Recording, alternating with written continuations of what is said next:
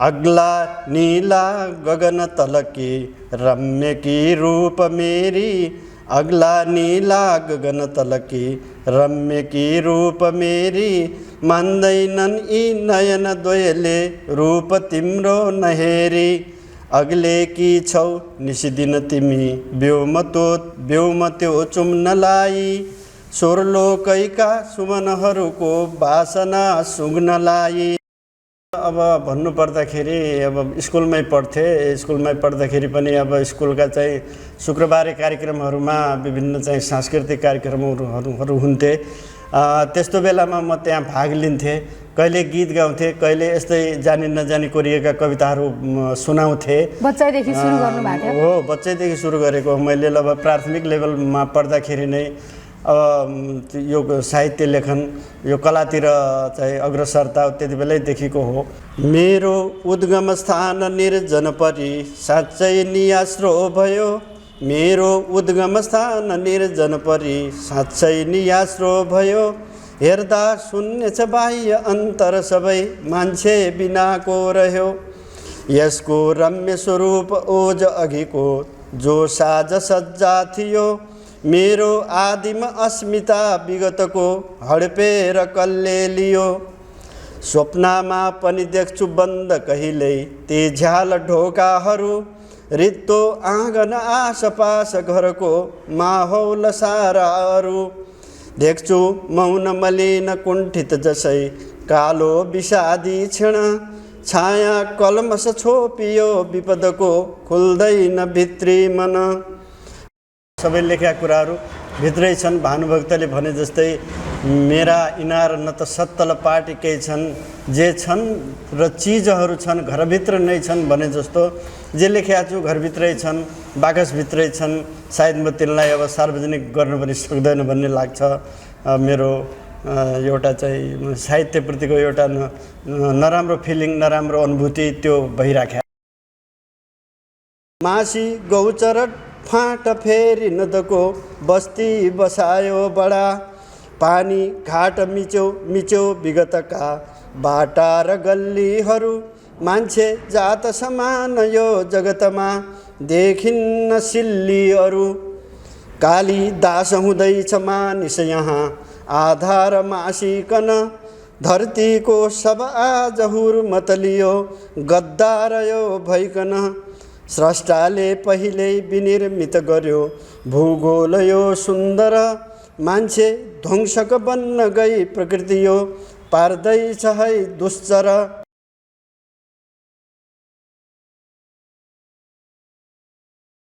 नमस्ते, तपाईहरु यतिखेर हेर्दै हुनुहुन्छ सुपकला संसार युट्युब च्यानल।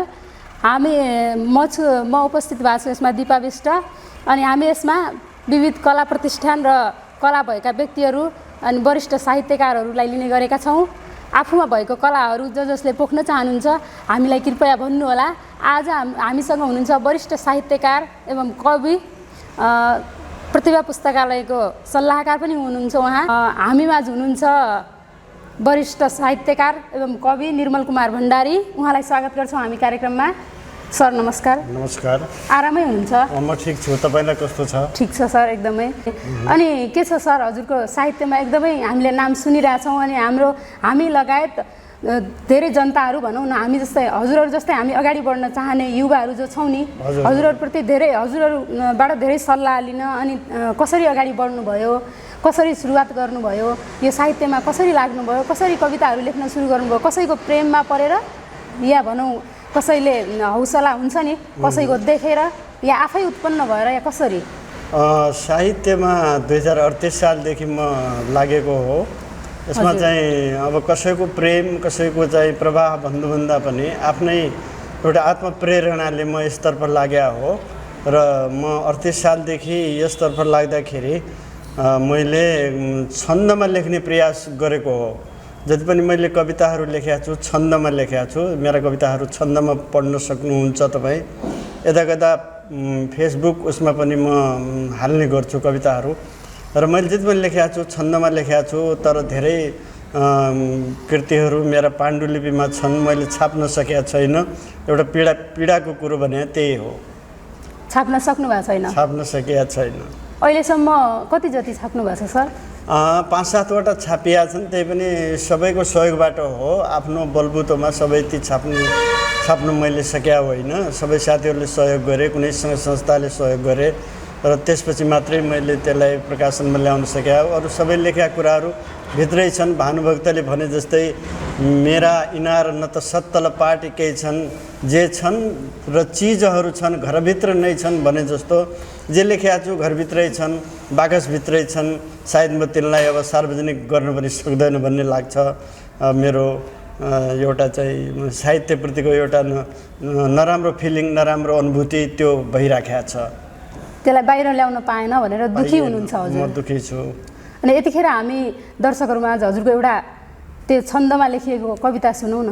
हुन्छ। मेरो चाहिँ कविताको शीर्षक छ मनमोहक प्रकृति। कविता छ मन्दाक्रान्ता छन्दमा। यसरी वाचन गर्दैछु। अग्ला नीला गगन तलकी रम्यकी रूप मेरी, अग्ला नीला गगन तलकी रम्यकी रूप मेरी, मान्दैनन् यी नयन द्वयले रूप तिम्रो नहेरी, अग्ले कि छौ निसिदिन तिमी ब्योम त्यो चुम्नलाई, स्वर्लोकैका सुमनहरूको वासना सुँघ्नलाई, पाऊ तिम्रा धरणी तलमै चेतना पुग्छ ब्योम, धरती हेर्ने मन यदि भए खोल लज्जालु नैन, यही छन् मेरी प्रकृति रमणी, यही छन् मेरी प्रकृति रमणी, यही छ मेरो हिमाल, यही छन् मेरा नद नदीहरू, यही छ धरती विशाल, कसले सिर्ज्यो सहजपनको यो धरित्री विराट, कसले पार्यो विविधपनको रम्य यो छाँट काँट, कसले मेरो गगन तलमा, कसले मेरो गगन तलमा सिर्जियो घाम छाया, हावा पानी रवि शशिसितै गर्छु है मोह माया, स्रष्टा तिम्रै विशद रचना रूप हुन् यी विराट, मैले तिम्रा सकल महिमा गर्दछु आत्मसाथ, मै छु श्रद्धा बनत दिनुहुँ झुक्छ यो उच्च माथ, धरती माता अटल बनिदेऊ भन्छ नौलो प्रभात, ए मान्छे हो नगर कहिल्यै यही धरामा कुकर्म, ए मान्छे हो नगर कहिल्यै यही धरामा कुकर्म, यो स्रष्टाको स्वरूप पनि हो गर्नु सम्झी सुकर्म, हाम्रै लेखा सुखदपनको सिर्जियो भूमि ब्योम, आभारी भई प्रभु प्रति सदा बुझ्नु पर्ने छ मर्म,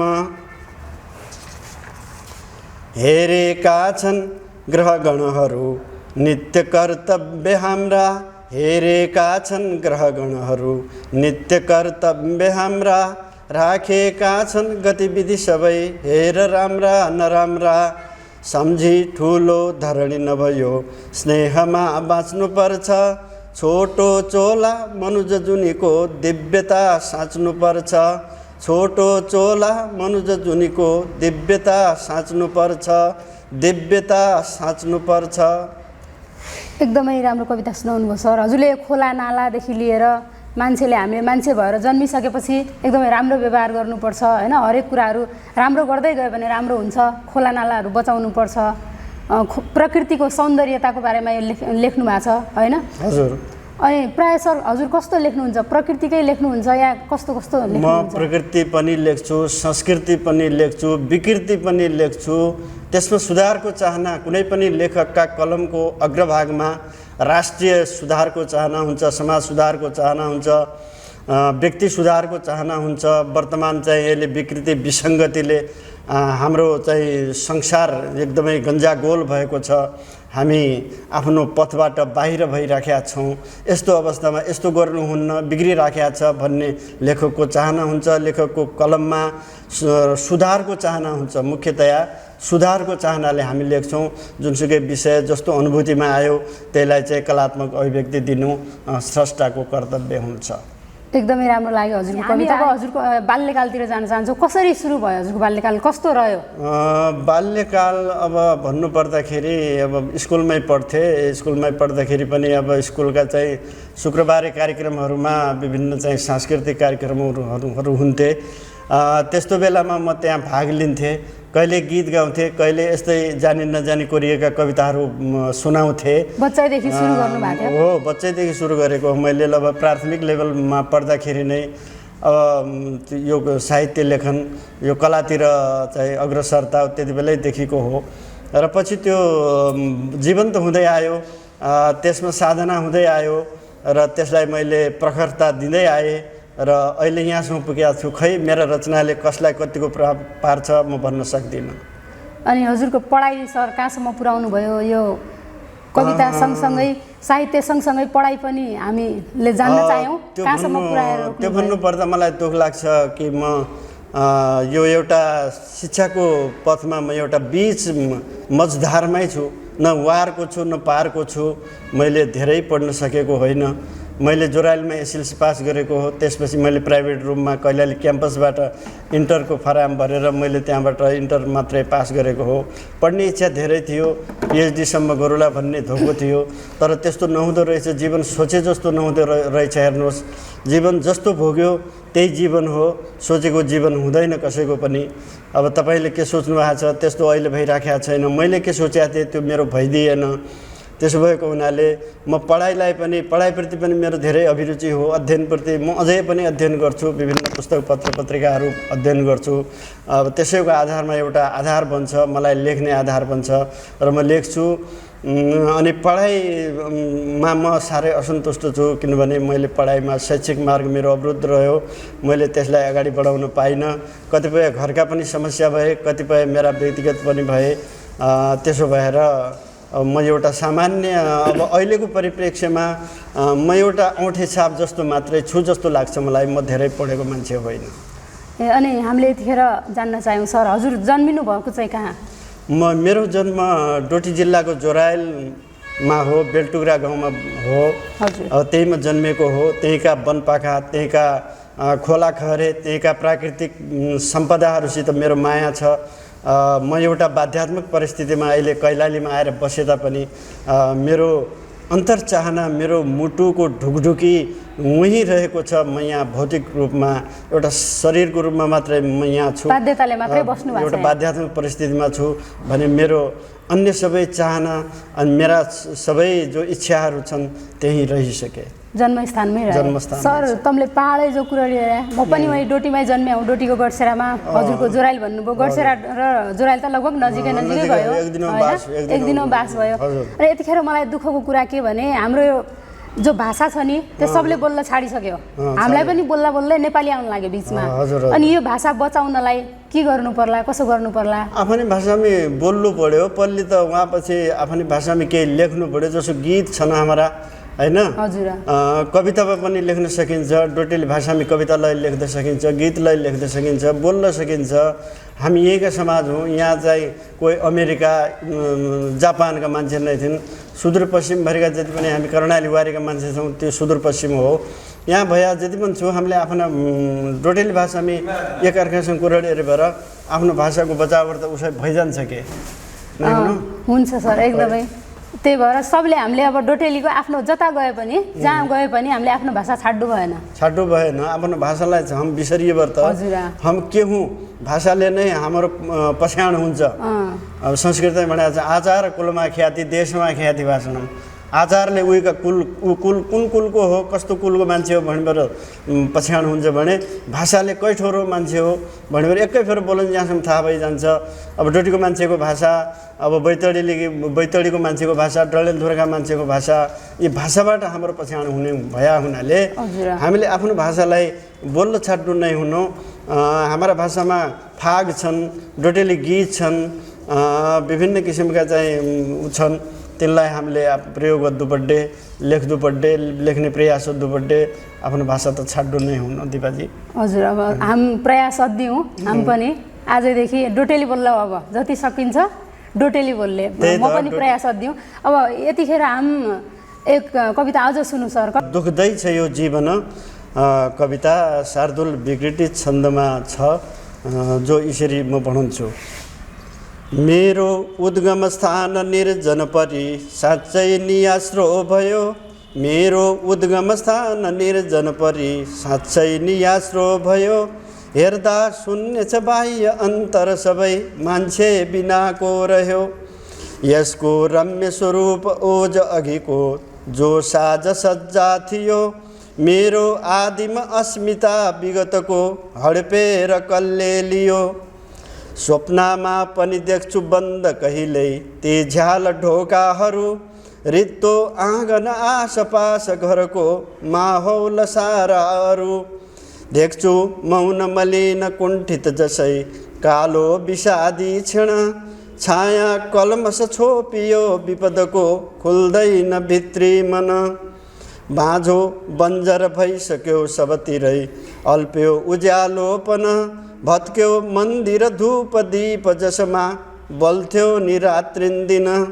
गायत्री जप होम वेद विधिले स्वाहा सुधा हरदम। मेरो शान्त तपस्थली मन हुँदा भोग्दैछ न्यास्रोपन। छैनन् पितृ र देवता गण गए छोडी धरा धाम यो। उर्ले दानव राज रौद्र गतिमा आक्रान्त पारियो हो। मेरो बास उठी पराश्रय भए आँसु बगाइकन।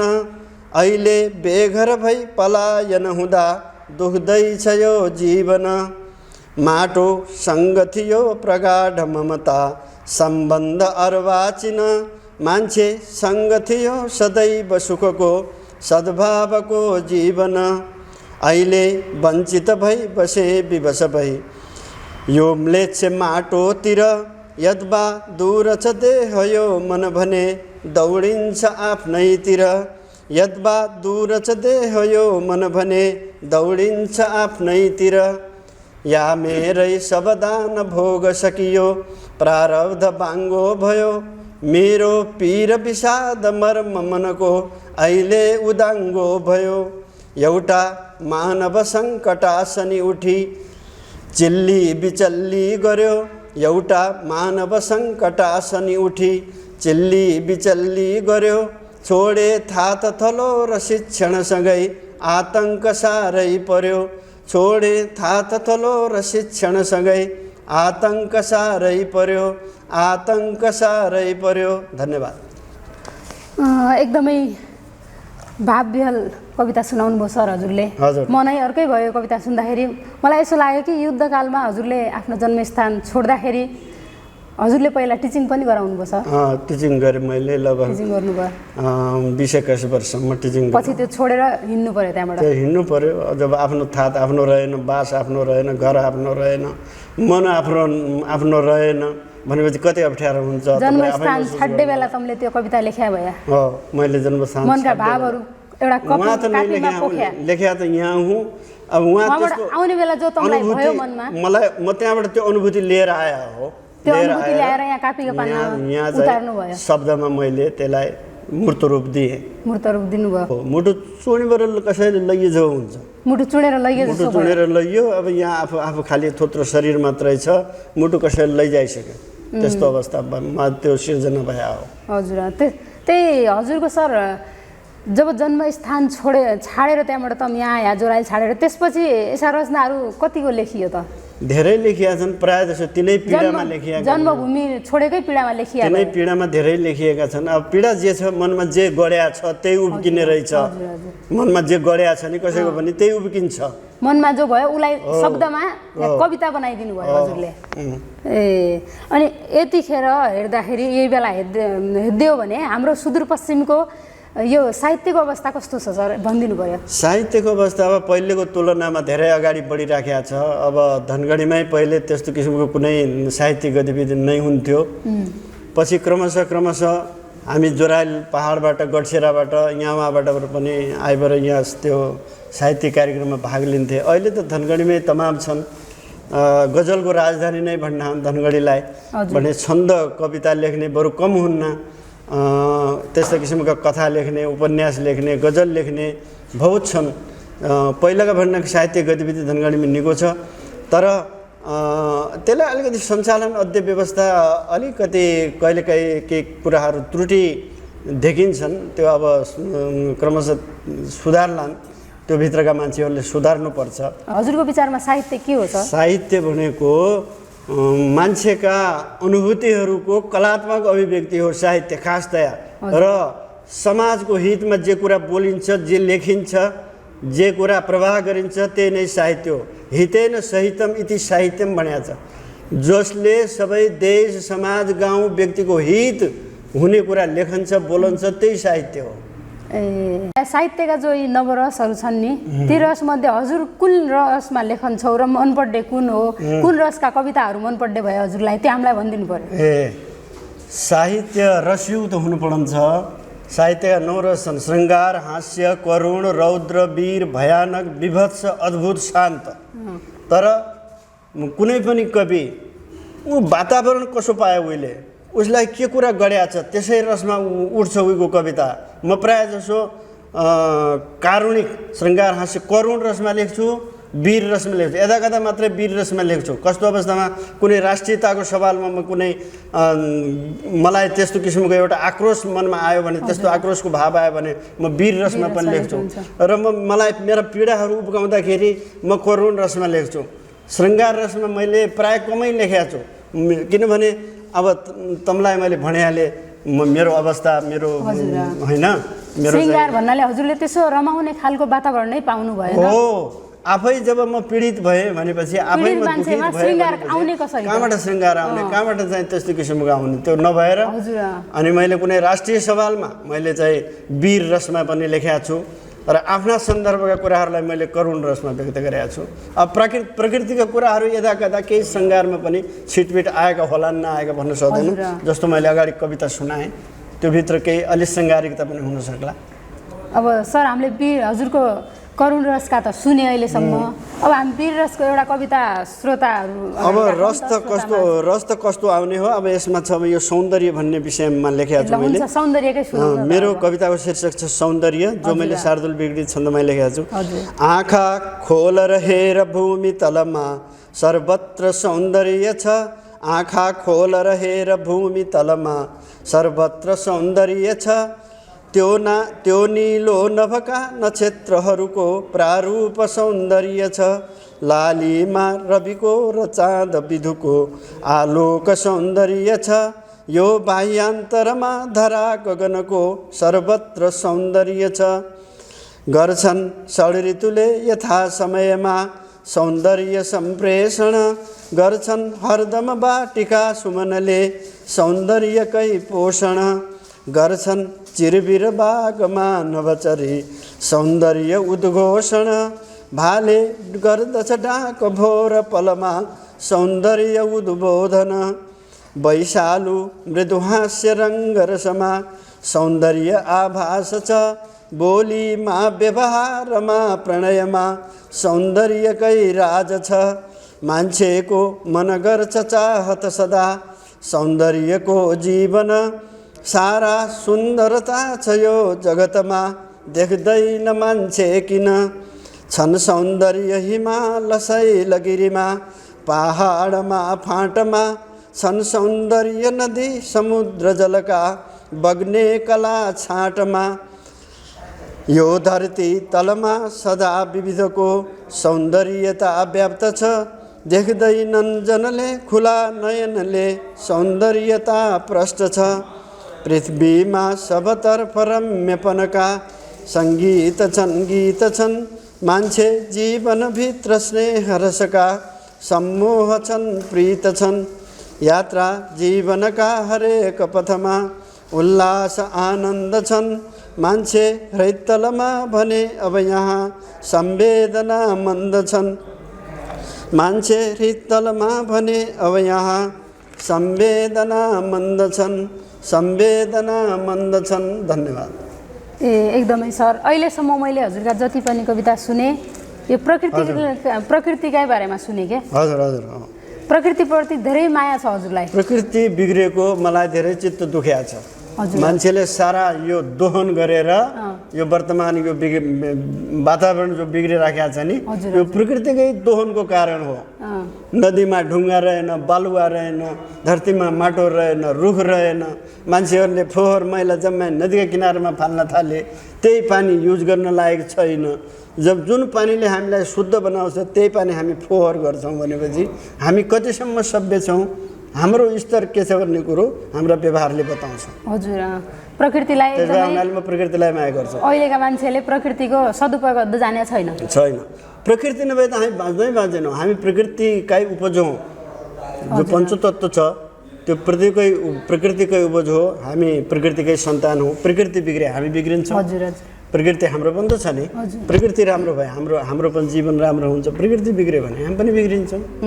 त्यो भएर म प्रकृतिलाई मागेको। यही बेला मैले हजुरलाई के सोध्न चाहेँ भने सर, छोटो अनि मिठो तरिकाले मैले पनि अब सुन्न चाहे सरले के भन्नु त होइन, म यही क्वेसनको आन्सर के आउने रहेछ भनेर मलाई एकदमै जान्न चाहेको कि हजुरबाट। तम्रो विचारमा यो जीवन भने के हो त? जीवनलाई कसरी लिनुहुन्छ? अब यसको परिभाषा त धेरै हुन सक्लान्। कसरी लिनुहुन्छ र यो कसो हुनुपर्ने हो? मान्छेले खासमा बनाउनु पर्ने कसो? जीवन एउटा सङ्घर्ष त हो नै। जीवनमै सङ्घर्ष त आइपरन्छ। तर त्यो सङ्घर्षको बिचबाट पनि हामीले आफ्नो सत्कर्म गरेर माथि उठ्नु। सङ्घर्ष त छ नै। हामी जन्मदा हामीले चाहिँ आमाको पेटबाट आउँदा हामीलाई सङ्घर्षै गर्नु पर्यो। हामी मतलब लेख्दा पढ्दा आदि इत्यादि जति पनि हाम्रा कर्महरू गर्दाखेरि हामीले सङ्घर्षै गरेर कर्म गरे हो, सङ्घर्षै गरेर पढे हो। तर पनि त्यो सङ्घर्षको बिचमा अलिकति हामीले आफूलाई माथि उठाउने कर्मबाट हुनुपर्छ र हाम्रा व्यवधानहरू दुःखपूर्ण हुनु हुँदैन। दुःखपूर्ण व्यवधान भयो भने मान्छे कुण्ठित हुँदो रहेछ। त्यसो भए हुनाले जीवन भनेको एउटा सरल बग्ने एउटा नदी जस्तो हुन्छ। जता लग्यो कुलो जता लग्यो उतै जाने भयो। हामीले राम्रो बाटोतिर लाग्यो भने जीवन राम्रै भयो। बगाइ निको हुनु पर्यो जिन्दगीको बगाइ। अब विभिन्न अवरोध आयो, यहाँलाई यो अवरोध आयो, उहाँ अर्को अवरोध आयो भनेपछि अब त्यस्तो किसिमले जीवन त्यति सुखपूर्ण हुँदैन। हजुर, त्यही भएर आफूले सही बाटो लाग्यो भने ठिकै हुने भयो। हजुरको विचारमा आफूले बनाउने हो जीवन? जीवनलाई आफूले बनाउने हो। मान्छे त आफ्नो भाग्य निर्माता आफै हो। हजुर, भाग्य निर्माता मान्छे। मैले मेरो जीवन कसो बनाउने भन्ने मेरो हातमा हुने भयो हजुरको विचारमा, हैन? त्यही अनुसार कर्म गर्नु पर्यो, त्यही अनुसार माथि उठ्नु पर्यो। जसो कर्म उसै फल पाइने भयो। त्यही हुन्छ। त्यही बेला हजुरको त्यसो नभए भए पढाइ पुरा हुन्थ्यो, हजुरले सोचे जसो हुन्थ्यो? पढाइ पुरा हुन्थ्यो। आफ्नो पुरा चाहिँ त्यहाँ मेरो नोकरी अवधि मैले हरिसके भएर त्यहीको समाजको केही सेवा गरौँला भन्ने पनि चाहना थियो। वहीँ बसेर वहीँको समाजको सेवा गर्ने मन थियो। अब त्यो भएन न। त्यही त मैले भन्छु कि मान्छेको जिन्दगी सोच्या जस्तो नै हुनु। जसो भोग्यो मैले जो अहिले भोग्दैछु यही रहेछ जिन्दगी।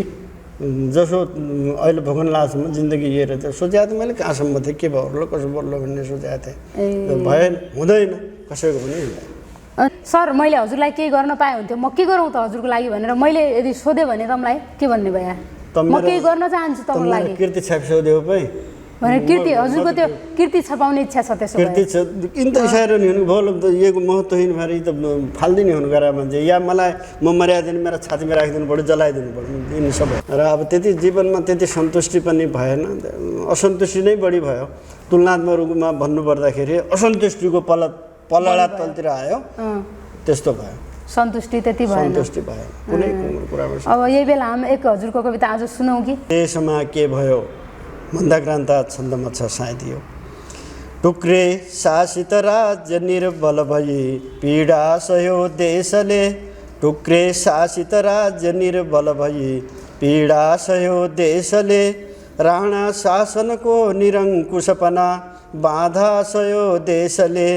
चल्दा शासन पञ्चको विगतमा शास्ति सह्यो देशले। अहिले यो गणतन्त्रमा पनि अझै खेप्दैछ पीडा रे। आयो यो गणतन्त्र शासन प्रथा मेटी पुरानो प्रथा। मान्छे छन् अतिवाद जो पनि यहाँ दायित्व छोड्यो कता। कसको सोच थियो र देश हितको कसले यहाँ के गरे। भ्रष्टाचार कुकर्म निन्दित गरी बेला सबै काटरे। सत्ता शासन मात्र फेरि नगए यी बाल क्रीडा जसै। फेरे नञ्जनले नितान्त निजका चारित्र्य संस्कार के जनता देश सदैव कुण्ठित रह्यो आजन्म बाह्यान्तर सत्ता शासनले दिएन सुविधा शास्ति दियो अन्तर देशैका हितका निमित्त सुकिला कामै गरेका भए हुन्थ्यो यो अघि नै सुवर्ण चिडिया सेवा गरेका भए आफ्नो उन्नति मात्र भो मुलुकको उत्थान कसले गर्यो रित्याइकन देशलाई खलले आफ्नै तिजोरी भर्यो जम्मै उद्यत छन् अहर्निश यहाँ यो देश आतङ्कमा आफ्नै मतवादमा अटल छन् यो देश हाँक्ने यहाँ मेरो यो अनुभूतिमा मुलुकको बल्झिन्छ पीडा सधैँ साँच्चै बन्न सकेन शान्तपनको नेपाल मेरो अझै पीडा व्यक्त हुने समग्र मनको मिल्दैन शब्दावली जनता देश अशान्त क्रान्त छ भने खिल्दैन मनको कली मेरो चेत छ मूक दर्शक यहाँ देखेर यो दुर्दशा धरतीको परिवेश स्तब्ध छ सधैँ खुल्दैन पूर्वी उषा कोही छन् धनमादमा मुलुकका सम्भ्रान्त यी हरदम कोही छन् पदमादमा सुखदका भोगिरहेछन् दिन कोही छन् बलमादमा विनसिति रेटिरहेछन् गला जम्मै छन् अभिमान मान मदमा कोही छैन मान्छे भला जम्मै छन् अभिमान मान मदमा कोही छैन मान्छे भला कोही छैन मान्छे भला। धन्यवाद सर। एकदमै यो देश कसो भइरहेछ, कस्तो अवस्थामा देश गइरहेछ अहिले भन्ने उसमा लेख्नु भएको रहेछ यो कविता। हजुर हजुर। अनि देश जो चलिरहेछ अहिले ठिक छैन हैन, मान्छेहरूको गतिविधि अब नेता भनौँ के भनौँ हामी जनता पनि ठिक छैन हैन, गलत नेतालाई साथ दिइरहेको छु हामी भन्ने हो कि कसो हो त्यो? करिब करिब त्यसै अब भावना त्यही हो नि त। देश बिग्रियो, समाज बिग्रियो, हामी बिग्रियौँ, अब त्यो हाम्रै परिपाटी सबै बिग्रिराखेको छ। त्यही अवस्थामा चाहिँ एउटा कारुणिक लयमा उत्पन्न भए शब्द हुन्। हजुर हजुर। सोचे जस्तो छैन यहाँ मान्छेहरूको व्यवहार पनि त्यस्तै छ। अब हामी कार्यक्रमको अन्त्यतिर आए सर, यतिखेर मैले हजुरलाई के सोध्न चाहेँ भने यो साहित्यको क्षेत्र जो छ अनि अब हजुरहरू त भइहाल्नु भयो, अब जो हामी जस्ता युवाहरूले के गर्नु पर्ला, कसो गर्नु पर्ला, साहित्यलाई अगाडि बढाउन, कसरी अगाडि बढाउने, कसरी राम्रो बनाउने अझै? अब साहित्यकारले कहिले पनि राष्ट्रिय हितमा, समाज हितमा, जनहितमा लेख्नुपर्ने हुन्छ। हजुर। सौन्दर्यपरक मतलब यस्ता किसिमका चाहिँ प्रेमिल कुराहरू मात्रै नभएर हजुर हजुर सुधारात्मक पक्षमा चेतना दिनुपर्छ। साहित्य चेतनाका पनि हुनु पर्यो। श्रृङ्गारका अब 2-4 जनाको कार्यक्रम राख्यो, 2-4 जनालाई हँसायो, त्यो काम भएन। त्यो भएन, त्यो त मनोरञ्जनात्मक साहित्य भयो। सुधारात्मक भएन, सुधारात्मक पनि हुनु पर्यो नि। हजुर। सुधारात्मक हुनु पर्यो। एउटा कार्यक्रममा हजुर जस्ता मान्छे, वरिष्ठ मान्छे बस्या भने ए हो रहेछ नि त यो साहित्य रहेछ भन्ने हजुरलाई पनि अब मनमा लागोस् त्यस्ता खालका हुनु पर्यो भन्ने हो। साहित्य कहिले पनि सुधारात्मक हुनुपर्छ, सुधारात्मक पक्ष उसमा धेरै हुनुपर्छ। त्यसपछि राष्ट्रको हितमा, समाजको हितमा, व्यक्तिको हितमा। व्यक्ति बिग्रिराखेका छ नि, देख्नु भएन अहिले चाहिँ पाश्चात्य फेसनहरू आएर मान्छे नाङ्गै हिँड्दैछन्, आफ्नो अस्तित्व के हो, इज्जत के हो त्यो थाहा छैन भने यस्ता कुराहरूमा यी विकृति हुन्। विकृतिमा माथि पनि कलम चलाउनु पर्छ साहित्यकारले। त्यो गर्नु हुँदैन भनेर तिनीहरूलाई शब्दमा साहित्यमा ल्याउनु पर्यो। अनि त्यो लेखेर पढ्नेवालाले पनि ए हो त हामी त बिग्रिराखेका छौँ भनेर आफूतिर पनि त हेर्नु पर्यो। यो नत्र किन लेख्या होला त्यसले अलि साहित्यतिर पनि आइदिनु पर्यो, आइदिनु पर्यो, पढिदिनु पर्यो, अनि बुझ्नु पनि पर्यो। अब पढ्दैनन् अहिले चाहिँ, अहिलेको अर्कै संस्कृति छ कि पुस्तकालयमा आउँदा किताब पढ्दैन। अब त्यो एउटा मोबाइलको संस्कृति छ। मोबाइल संस्कृतिले खै के गरिराखेको छ, साहित्य कोही पनि पढ्दैन, किताब कोही पनि पढ्दैन। र साहित्यकारले जहिले पनि एउटा चाहिँ सुधारात्मक चेत ल्याउने कुराहरू, सुधारात्मक चेतना ल्याउने समाजमा, राष्ट्रमा एउटा आफ्नो राष्ट्रियताको विषयमा लेख्नुपर्ने हुन्छ भन्ने मेरो भनाइ हो। त्यसरी लेखिनु पर्यो। हाम्रो यो सुपकला संसार युट्युब च्यानल हेर्ने धेरै दर्शकहरू होलान्, अनि उनलाई के भन्न चाहनुहुन्छ?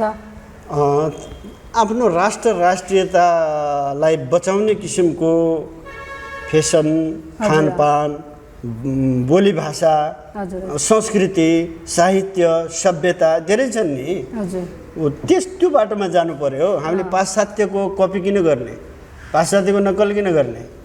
हाम्रो आफ्नै सबै कुरो छ नि, आफ्नो आफ्नै सबै कुरो छ। ठिक छ, राम्रो कुरा उनीहरूको पनि अनुसरण गरौँला। यदि उनीहरूका केही कुरा राम्रा छन् भने त्यो अनुसरण गर्नै हुँदैन, कपी गर्नै हुँदैन भन्ने भनाइमा म छैन।